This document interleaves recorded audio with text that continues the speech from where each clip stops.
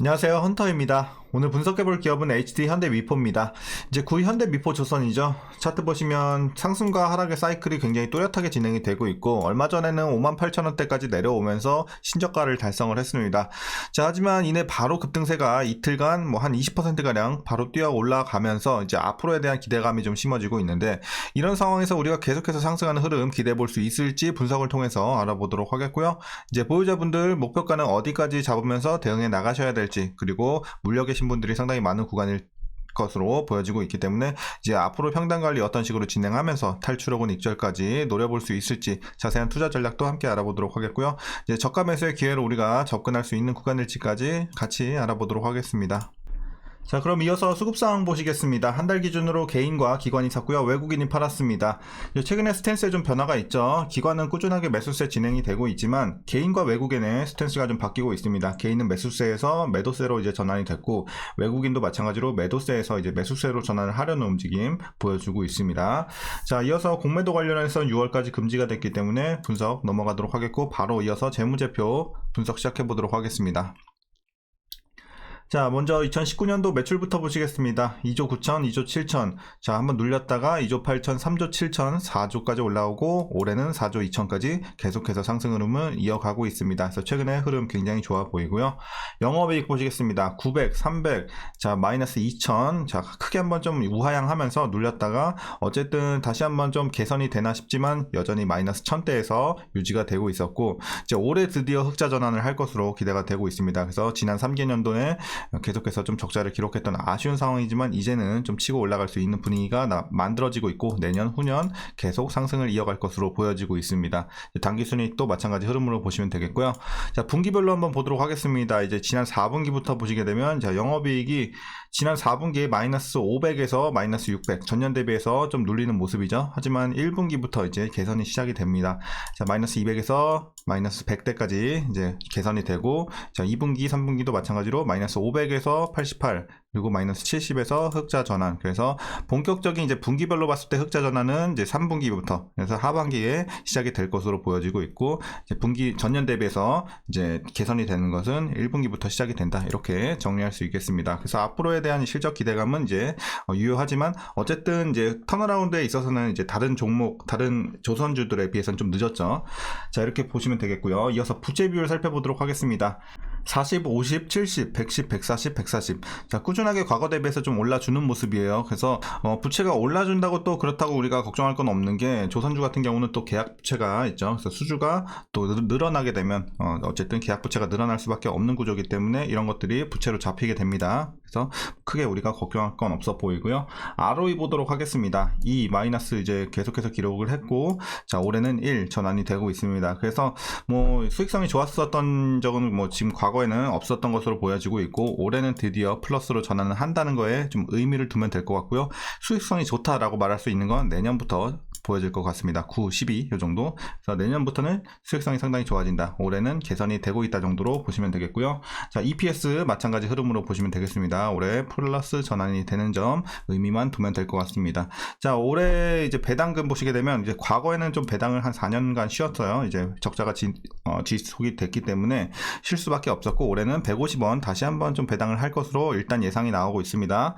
만일 이대로 배당을 하게 된다면 현재 종가 기준으로 계산해 봤을 때 연간 배당 수익률 약 0.21% 기대해 볼 수 있을 것 같습니다. 그래서 배당을 하더라도 일단 우리가 배당을 크게 신경 안 쓰는 게 좋을 것 같습니다.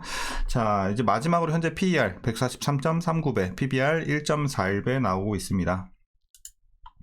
자, 그리고 현재 주가 밸류에이션 상황은요, 지금은 이제 적정 주가 근처라고 판단을 하고 있습니다. 그래서 지금은 뭐 그렇게 싸지도 그렇게 비싸지도 않은 구간으로 판단을 하고 있습니다. 하지만 이제 앞으로의 실적이 계속해서 개선이 되고 있기 때문에 이런 것들을 좀 우리가 반영을 한다면 그래도 약간의 저평가 구간으로는 볼 수 있을 것 같습니다. 그래서 아주 막 굉장히 좋은 구간은 아니지만 그래도 나쁘진 않다 정도 밸류에이션 이렇게 좀 판단할 수 있을 것 같습니다. 자, 이어서 동사 관련 이슈 한번 살펴보도록 하겠습니다. 먼저 1분기 실적인데요. 매출 9,700억, 영업손실 14억 원 기록 전망이 되고 있고, 이는 지난해 4분기 여객화물 겸용선 두 척 건조 계약을 취소하면서 250억 원가량의 충당금 환입까지 반영이 된 것인데요. 이런 일회성 요인을 제외하면 매출인식 선박들의 마진율은 손익분기점 수준까지 도달을 했다고 보여지고 있고, 올 하반기에는 매출 증가, 생산비용 안정화 등으로 이익 개선이 본격화되면서 흑자 전환에 성공할 것으로 보여지고 있습니다.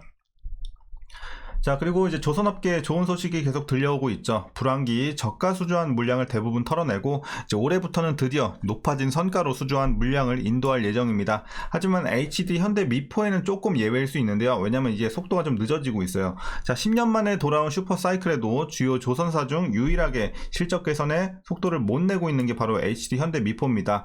왜 그러냐면요, 이 글로벌 선박 발주 시장이 호황기에 접어들기 이전에 수주한 저가에 수주한 물량이 많기 때문입니다. 그래서 많이 남아있기 때문이에요. 다른 종목에 비해서. 그래서 이제 뭐 앞으로는 당연히 똑같이 좋아질 거긴 하지만 이 속도에 있어서는 차이가 지금 생길 수밖에 없는 거고요.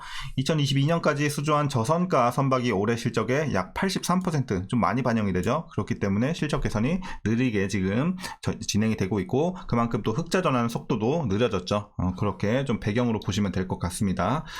자, HD 현대 미포는 실적 개선을 위해 수익성이 높은 선박 위주로 수주를 확대하고 있습니다. 이제 현재까지 27억 달러 규모의 선박을 수주를 했고요. 연간 목표 87.3% 굉장히 많이 달성을 한 상황입니다. 자, 선종별로는 이제 석유화학 제품 운반선 32척, 이제 LPG, 암모니아 운반석 10척, 자동차 운반석 2척 등 총 44척의 수주가 좀 있었고요. 수주 목표를 보수적으로 제시하는 경향이 있기 때문에 올해도 초과 달성할 가능성이 굉장히 크다고 보고 있고, 하반기로 접어들수록 실적 개선 폭이 확대될 것으로 보여지고 있습니다. 자, 이제 최근의 이슈는 여기까지 말씀드리도록 하겠고요. 이제 마지막으로 여러분들 투자 전략 설명드리면서 영상 마무리하겠습니다.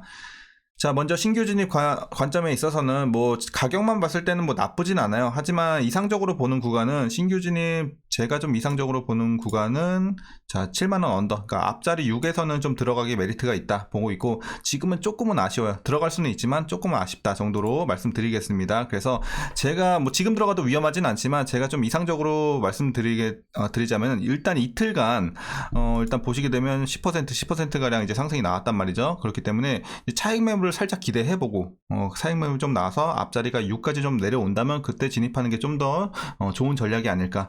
근데 만약에 이제 차익 매물 안 나오고 계속해서 그냥 상승은 바로 흘러간다 그러면은 그냥 놓아주고 다른 종목 보면 되겠죠. 그래서 차익 매물 한번 기대해보고 진입을 해보자, 이렇게 말씀드리겠습니다.